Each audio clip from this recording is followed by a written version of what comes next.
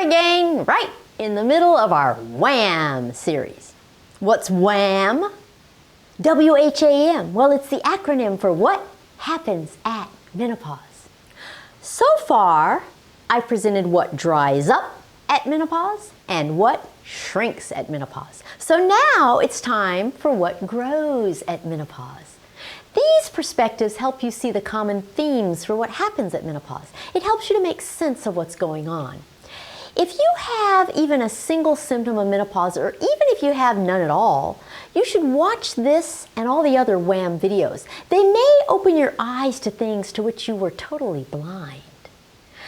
Quite a few things get bigger at the time of menopause.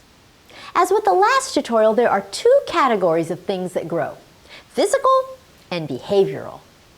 Here's the list of things that grow physically: your joints, your wrinkles, hair where you don't want it, your gray hair, your abdomen, your pores, and your veins.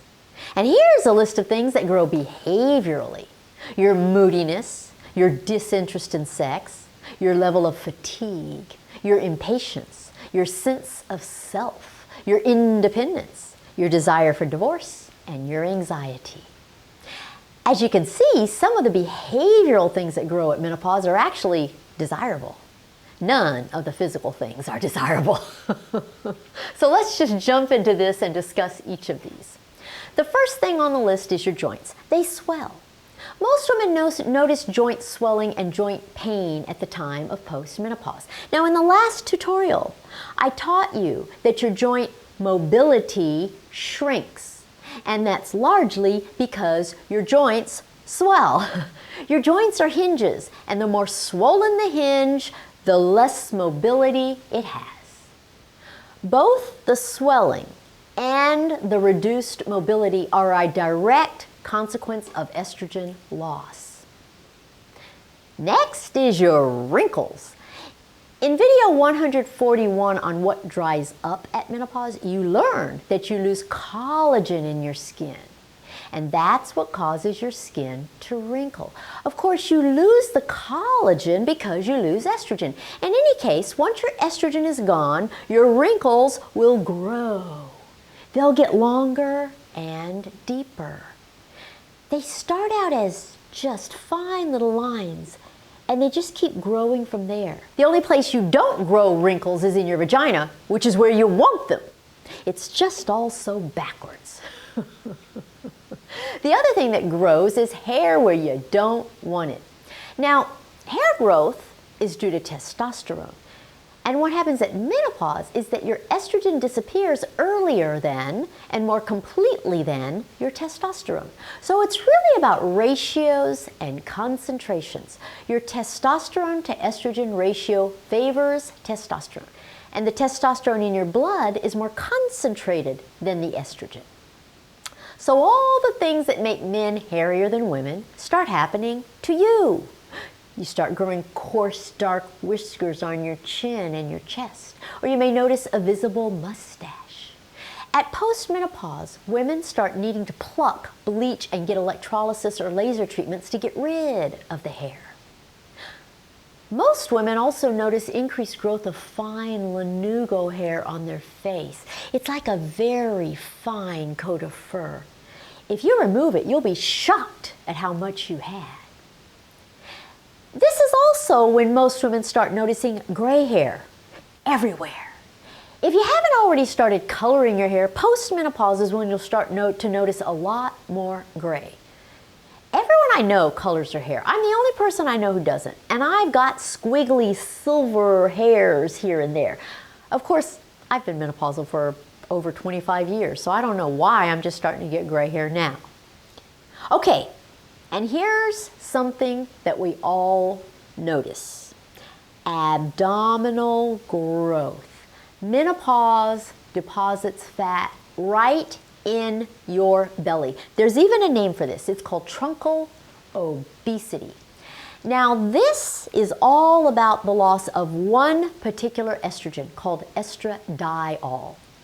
That's the estrogen you loved. It made you feel normal and sexy. But wham, at menopause, it disappears. And when it disappears, your metabolism slows way down.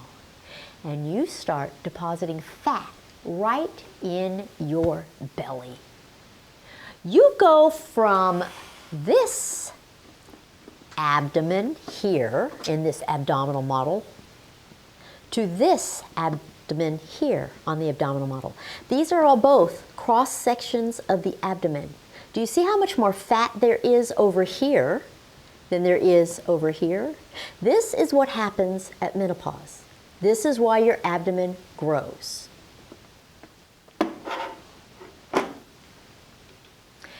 And those fat cells produce a different kind of estrogen called estrone. Estrone is the estrogen we hate. It's associated with weight gain and an increased risk of heart attacks. And your own body produces it. This growth of your abdomen greatly increases your risk of heart attack. And there are specific abdominal parameters that put you at high risk of a heart attack. All of the following constitute truncal obesity and greatly increase your risk of a heart attack. Number one, a waist to hip ratio of greater than 0.8. Number two, a waist measurement of greater than 35 inches or 63.5 centimeters. Number three, an apple shape as opposed to a pear shape, meaning big abdomen instead of big hips.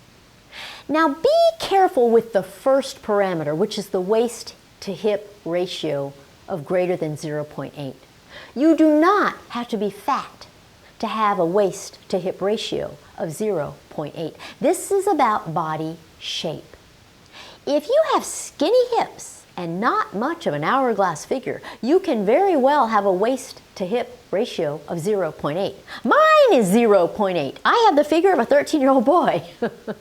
So look at some of these waist to hip ratios. You'll see that this one parameter is not enough by itself to put you at high risk for a heart attack. So you see a waist to hip ratio with a waist measurement of 24, hip 36. That ratio is 0.6. With a waist measurement of 24 and a hip measurement of 34, you've got 0.7. If your waist is 24 and your hips are 30, you've got a ratio of 0.8. And if you're like me, my measurements are waist 28, hips 34, there I am, 0.8. If your waist is 32 and your hips are 34, you're at 0.9. Do you see? It depends on the both of them. Of all the things I teach you in this video about what grows at menopause, this information about your abdominal growth is the most important by far. The next thing on the list is your pores. If you're in the habit of looking at your face with one of those magnifying mirrors, be prepared. Your pores will start to look huge at postmenopause. And that's because they grow at postmenopause. And the culprit is estrogen loss once again. Of course, if you apply makeup, it clogs those big pores and it increases your acne. And the more you clog your pores, the bigger they get. It's a vicious cycle. So you might want to wear less makeup at postmenopause. And the last physical thing that grows are your veins. Spider veins, varicose veins, all veins. And the reason your veins grow is because you lose your estrogen. Estrogen determines the strength of the vein wall. Without estrogen, the vein wall becomes weak and it starts to balloon. And the more it balloons, the more it bulges. So most women notice vein growth everywhere at postmenopause. Okay, that brings us to the behavioral things that grow at postmenopause. The first and most significant is your moodiness. There are 3 levels of moodiness: mood swings, irritability, and depression. All 3 grow significantly with your transition into menopause. Moodiness and irritability are more common during perimenopause. Depression is more common at postmenopause. Mood issues are one of the biggest problems at all times of your postmenopausal life. That's one of the reasons antidepressants are used so commonly. Unfortunately, too many physicians give women antidepressants when they should be giving them HRT. Of course, too many women prefer antidepressants over HRT too. Antidepressants can only improve this one aspect of your menopause. HRT can improve all aspects of it. Next is disinterest in sex. I've heard many a postmenopausal woman say, I don't care if I ever have sex again. A growing disinterest in sex is due mostly to loss of testosterone. Now, I'm separating disinterest in sex from pain with sex. The pain with sex is due to loss of estrogen, which causes vaginal dryness and vaginal shrinkage. I talked about those in the last 2 videos. But behavioral, mental disinterest in sex is due to loss of testosterone, which usually occurs about 2 years after you become postmenopausal. Here's a graph of what happens to your 3 hormones over time when you transition into postmenopause. Perimenopause is entirely due to low progesterone, which is this multicolored line. Postmenopause is due to low estrogen, which is this pink line. Your disinterest in sex occurs 2 years into postmenopause here. So 3 different hormones, 3 different times for them to decrease, and all different symptoms. Another thing that grows is your fatigue. If you try to keep up the same pace you had before postmenopause, you will definitely notice growing fatigue. Some women don't notice it, but usually that's because they slow down, and it's due to estrogen loss. Your impatience grows too. Gone are the days when you were content to wait on others and put up with their lackadaisical ways. Now you tell them off as quickly as you look at them. You've spent so much time giving your time to others that you become more selfish with it. Chop, chop, get the show on the road. Time's a-wasting and you aren't getting any younger. One of the good things that grows at postmenopause is your sense of self. Postmenopausal women are over trying to be like everyone else. Their comfort with themselves is great. They have more confidence, more self-esteem, and more self-awareness. They know who they are and they don't hide behind facades. And this sets the stage for the next thing that grows at menopause, which is independence. Now, this may be voluntary or involuntary, but the fact is that postmenopause is a time when you spend more time alone. And regardless of how voluntary it is, most women realize that they enjoy their own company. Being alone is not equivalent to being lonely. And along with that independence, many women have a growing desire for divorce. They want complete independence, many for the very first time in their lives. 65% of divorces at the time of menopause are initiated by the woman. Video tutorial 66 was on menopause and divorce. So these are not my opinions, they are statistics. I just give you facts, especially the facts about which you may be unaware.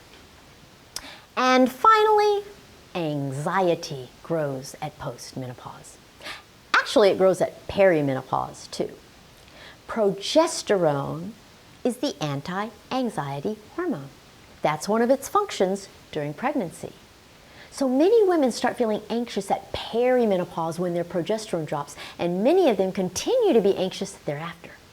Loss of estrogen at postmenopause just augments their anxiety. Anxiety is one of the most common psychological symptoms of menopause, and videos 63 and 64 were on the psychological symptoms of menopause. So there you have it, all sorts of things that grow at menopause. As much as I hate to admit it, some of these things make sense, don't they?